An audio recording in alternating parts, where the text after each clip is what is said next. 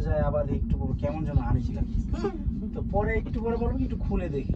তো দেখুন এইখান থেকে পা পর্যন্ত এক এক পায়ের মধ্যে 20টা 25টা মতো ধরে আছে। ছোট ছোট ছোট ছোট টানলেই তো রক্ত বের হয়। হ্যাঁ ছোট ছোট। তারপরে তো লাইফে ফার্স্ট টাইম চোখের কাপড়, তো ভয়ে মানে কেমন যেন লাগতেছে, তারপর দৌড়ে বের আসলাম।